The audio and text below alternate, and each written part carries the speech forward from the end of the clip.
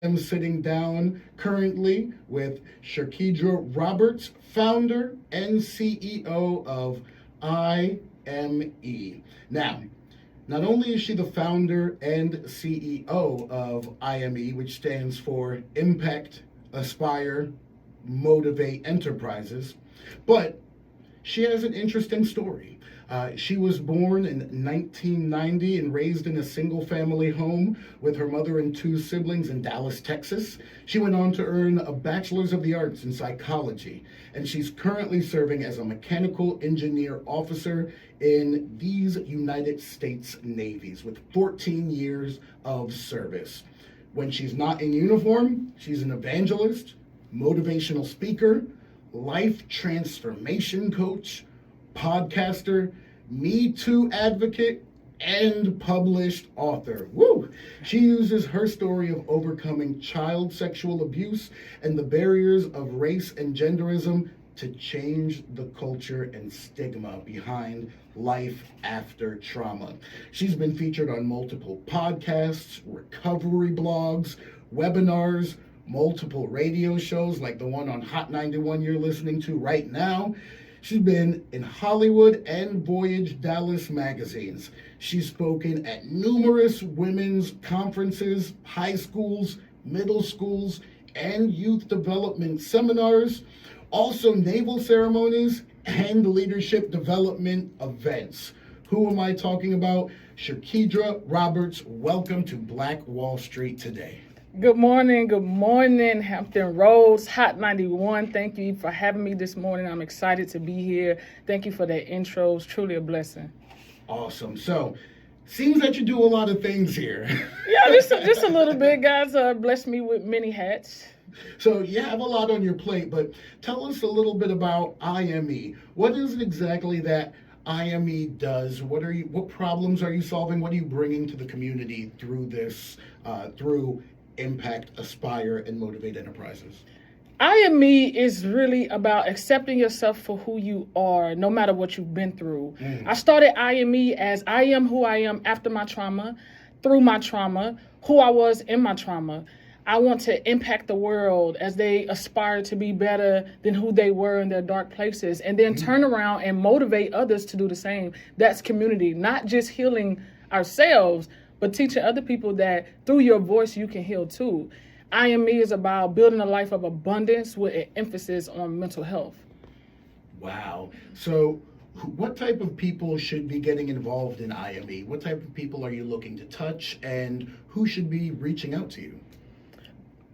Those that have experienced any form of trauma or abuse, and they wake up asking themselves, where do I go from here? Who am I? What is my purpose? How do I use any form of abuse or life experiences that really put me in a dark place? Where do I go from there? We all have a purpose. We all have a voice. And that purpose comes from taking the strength that you use, the courage that you use, the dignity that you gain, the mask that you took off, to go back and help somebody that's in a place that you once were, and saying, I'm here to help. I'm your hope that I never had, And it's really the clients and the people that come and ask me to speak, whether it's the athletic department, it's helping the youth, helping men and women around the world make decisions about their lives and saying, there are hardships, there are hurdles, but it's about who I become after I get over and through them. That's how I'm going to dominate the world and be successful. Wow, and I can definitely see why you are a motivational speaker right now. So it seems that you look at chasing your purpose or success through the lens of mental health. Why does mental health matter when it comes to being successful? Because the dynamic of success has been tailored to a financial gain, an asset gain. But you can have all the money in the world, every house in the world, every nice car. But if you're not mentally put together, you will destroy it all. We will destroy ourselves. How many wealthy people do we see commit suicide? Because we run from abandonment. We run from neglect, rejection, the things that we have suppressed and put in a box somewhere else. So we've poured into the greatness of our careers. We become great athletes. We pour into the things that energize us every day, but also take our focus off of the things that might destroy us later. And so it's about having wealth, but if your mental health is not part of that mind, body, and soul that we serve with, we always forget about the mind. And that's what I come in and talk about. That is, how do you build wealth and maintain it once you establish that mental health, the boundaries, the healthiness of it? Yeah, and I think you're spot on by our focus of success being around assets, being monetary, and in society, it's not really set up in the framework of having a healthy mental state. Exactly. Why do you think we're not taught how to nurture that healthy mental state as a part of our success? A lot of it culturally is be strong all the time. Forgive, but we don't really get taught how the process of forgiveness works. We're taught, get through it. It's okay. It didn't kill you. But we're not taught, how do I face it, own it, heal from it, use it? How do I go through the process of healing? You can come and just tell somebody to heal. You can come and just tell somebody to get through and get over it. You can come and just tell somebody to pray about it. But some need more. And not saying that those things do not work. It's understanding the process to get to it. And just because the mental health environment is just now being a normal thing versus ain't nothing wrong with you. You don't have a problem. The mental health space is big now. So now it's become a normal thing to talk about. Yeah. It needs to be talked about. It needs to be taught. It needs to be understood. And you're not getting that through the education system. So now you have people that are in the psychology field, the social work field, the people business that's saying, no, what you're going through is because you've suppressed so many things in your life. And now it's showing up in life, your relationships, your business, your career, because that top has now started to overflow so much that you can't keep a top on it no more. Wow. So this Sunday morning, as people are listening to you speak, I know that there's someone out there right now thinking, I'd like to take better care of my mental health. I'd love to address that, but I have this job in which I have to put these overtime hours. I have these children. I can't be weak for my children. I got to be there for them. I have all of these things on my plate, and there's really no room on my plate to address mental health issues and to talk about my traumas from when I was 8 years old. What would you say to that person who's thinking that? Nobody's going to force you to put you first. You have to wake up one day. And just like I listen to the podcast on the way to work, or I'm listening to the radio, or on the way to pick up kids, or on the way to work, we find ways to still listen. Now you have different services where I can do counseling on the go, therapy on the go. I can talk to a doctor on the go, a psychologist on the go, my mentor on the go. You now just have to make yourself a priority, but also put you on the schedule. Just like you have a routine every day. I don't care if it's 10 or 15 minutes. Some time is better than no time at all. Absolutely. If you're just tuning into Hot 91 right now, you are listening to Shirkydra Roberts tell you how to put yourself first. That was a gem there, that nobody's going to force you to put yourself first. You have to wake up and choose that. Can you talk about your experience the morning that you woke up and made that decision? I dealt with a lot of trauma as a kid. As I was a great athlete, top 10% of my class, my mother did not play when it came to education. And I poured into those things, but yet I couldn't sleep at night. But yet I was suicidal. I became a cutter at a young age because I was inflicting another pain outside of the one that I couldn't control internally. And so now an external pain comes. And I got to a point at 25-year-old that I got tired of not sleeping. I got tired of the paranoia. I got tired of the anxiety. I got tired of self-diagnosing. I got tired of self-healing. I woke up one day and said, there has to be a better way. Somebody has to know what I need to get through the constant fight where there is no stopping point. Wow. And you don't know how bad it can get until you reach your worst. And you feel like the only way I can go is up from here. It's cliche, but literally we get to a point where we're at the bottom of the barrel. There is no light. There is no hope. There is no anything but saying you have to get up from here or you will die. Wow. So when you reach that place, What was your first step? Did you reach out to somebody? Was it a family member? Did you Google professionals you can talk to? What was your first step in that journey? I started talking about it. I literally started sharing it with my friends. I started going live just on social media, reaching out to groups that involve people that look like me, that sounded like me, that had a story like me. What were they doing? Sometimes the option is not to go directly to a psychologist or go to a therapist. Sometimes we just want to be in a room with people who understand our story, understand our tears, our pain. Everybody didn't go through and probably won't go through the way I did, but they understand where I'm coming from when it's a place of pain. Wow. So just start talking about it. Just Stop hiding it. A term comes to my mind. You cannot heal what you do not reveal. Yes. And I see that was the first major step for you. So number one, congratulations on that, because that's a step that I'm sure some of our listeners are struggling to take right this very moment. So after you took that step, you transformed your healing into entrepreneurship. You took it to a whole nother level. You didn't just heal what's inside, but you took the step to try to help assist others in their healing and turned it into an entrepreneurial venture. Can you tell me about how you took the step from personalizing your own healing to realizing that you need to spread this message around the world and turning it into a business? It started with poetry. Poetry is an art. It's a way of telling your story without telling it. I was in Japan, stationed in Japan in the Navy, and I was writing poetry, and I didn't know how to tell my mother what I've been through. I didn't know how to voice myself, so I became my own ghostwriter. Wow. And I put it in a form where you had to read in between the lines to hear what I was saying. And I was going around doing poetry, whether it was bars, clubs, open mic nights. Me and my friends was going through Tokyo, and I started hearing people respond to my story that I was not telling yet. And it was that instance of realizing that I saw tears. I saw someone saying, I've been through what you've been through. I understand you.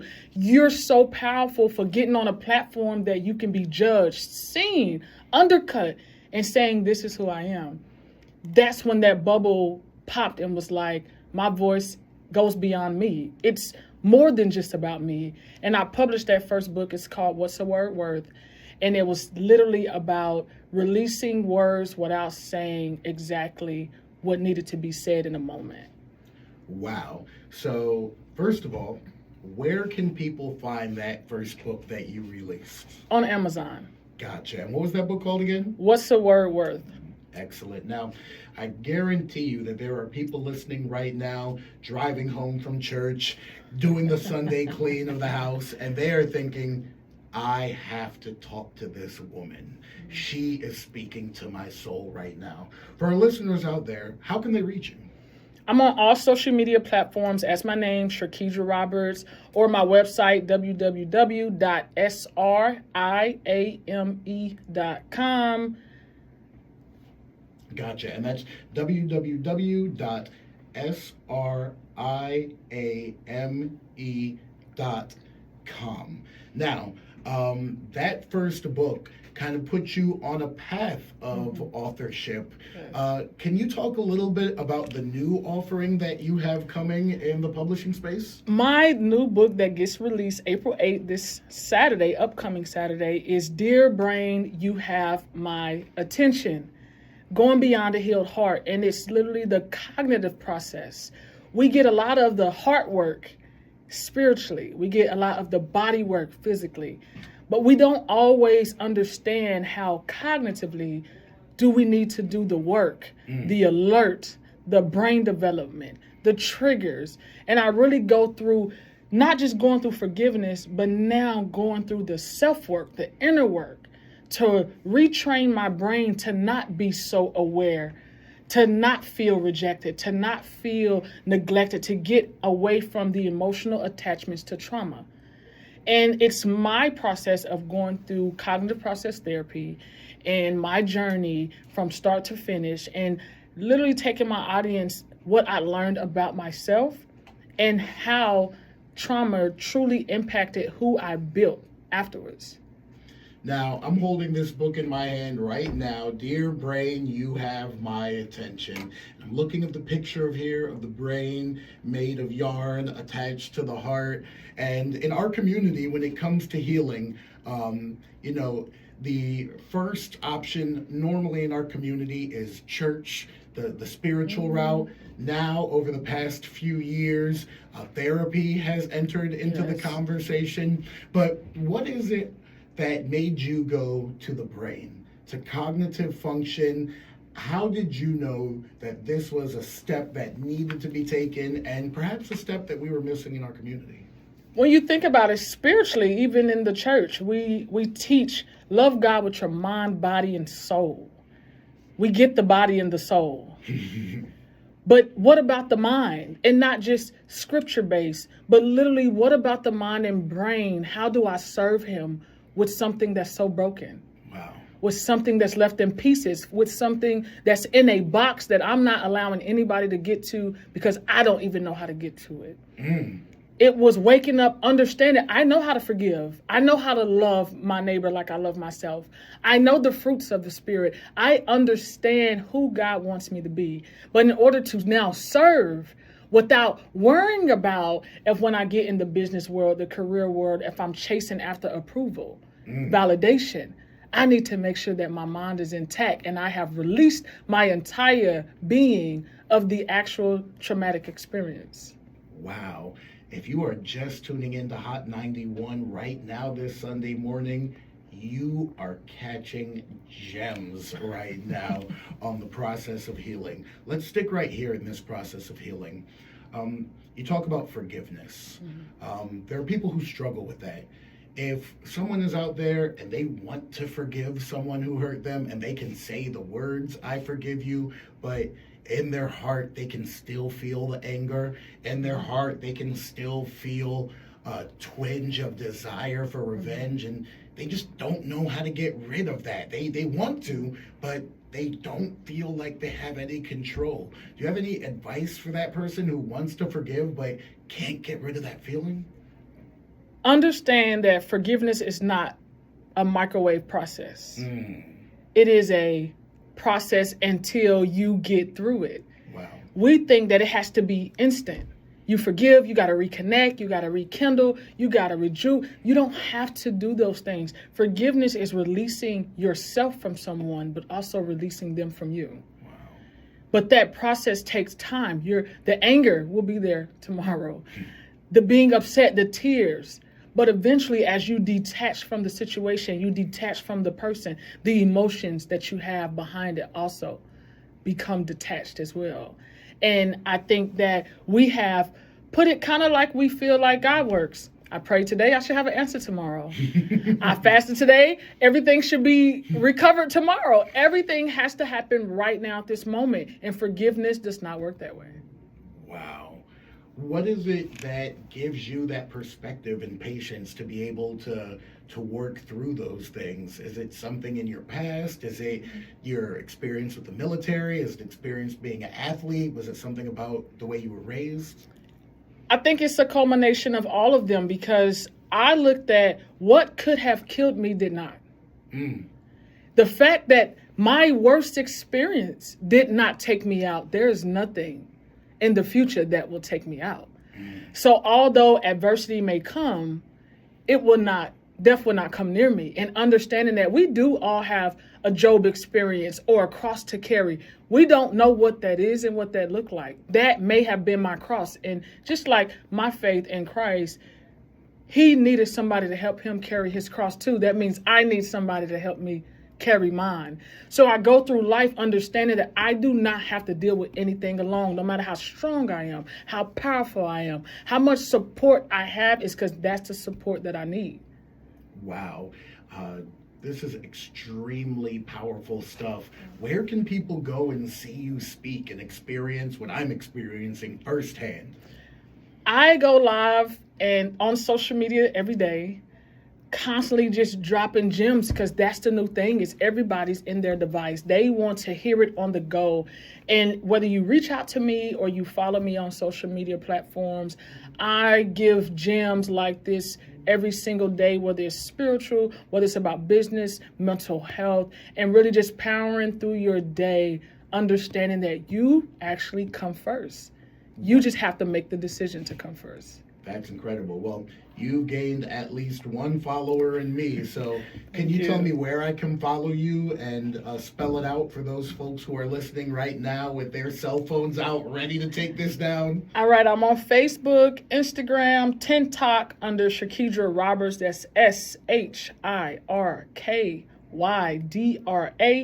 ROBERTS.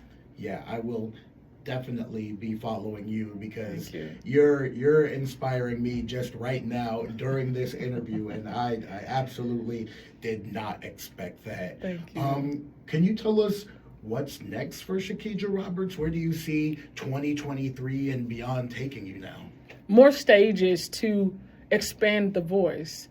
I've been in the social media platform, wearing my uniform, that I enjoy being a naval engineer as an officer, but I know that my purpose is in my voice. And in order to expand your voice, you have to understand that that's going to put you in rooms and stages that you cannot see yet. So my goal right now is reaching the athletic departments, the ROTCs, the college campuses, the businesses, corporate, getting in the room where the success is happening and starting, saying if you get a hold of the mental health environment now, you won't have to face it when it's now an outpour, when it's now a problem, where it's now an issue, where DEI is now being brought up in complaints and comments. If you handle how to see life out of the eyes of others now and have a broader perspective of people, you will really not just reach success, but maintain it.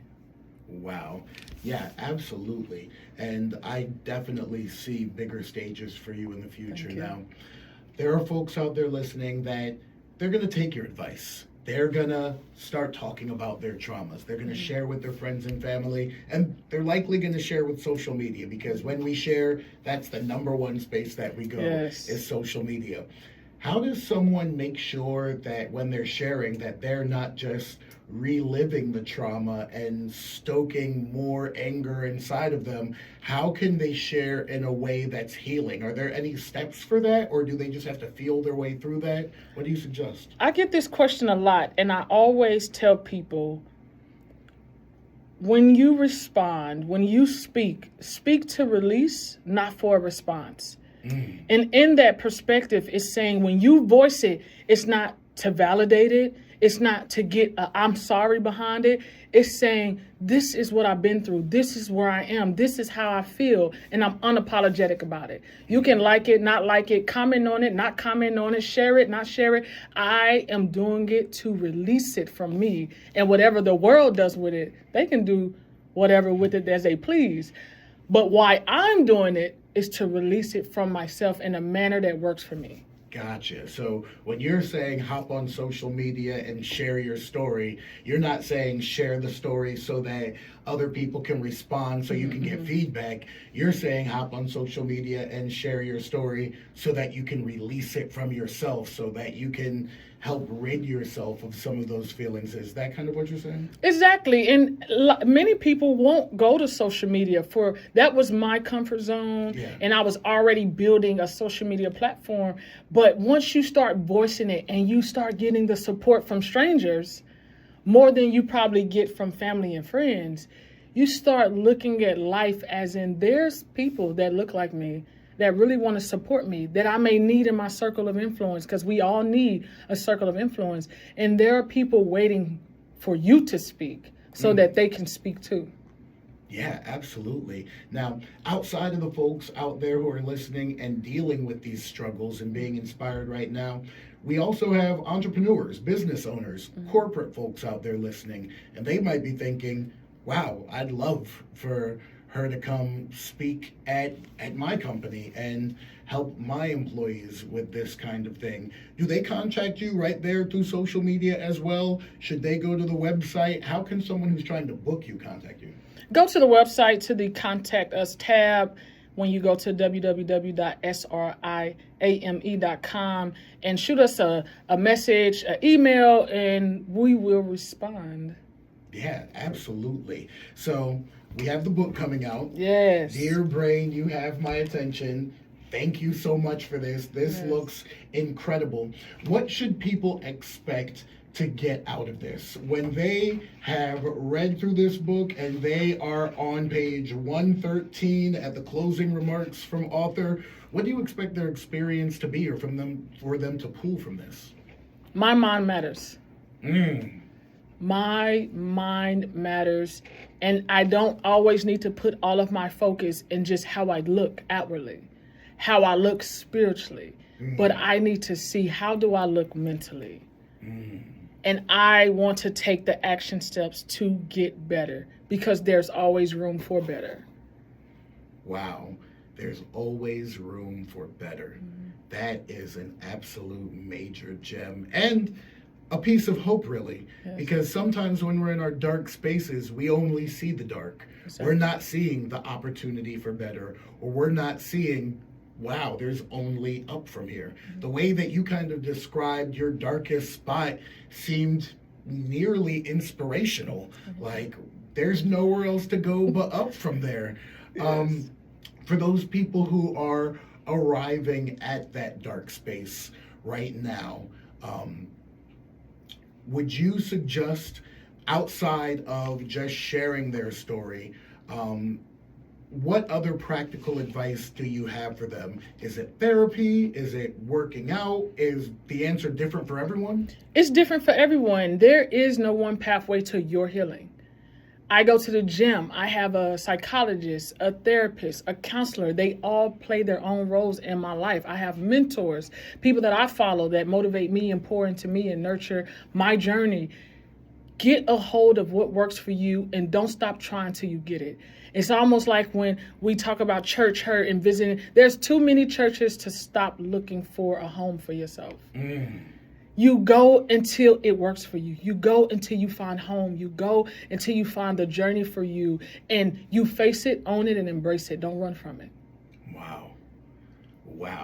This is Shirkydra Roberts giving you practical steps that you can use for your own healing, while reminding us that everyone's journey is not going to look the same.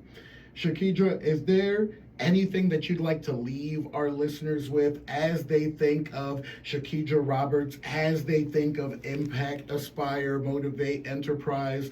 What would you like to leave our listeners with today? We all have life happening all at once. Not the same, different, and we never know what's coming.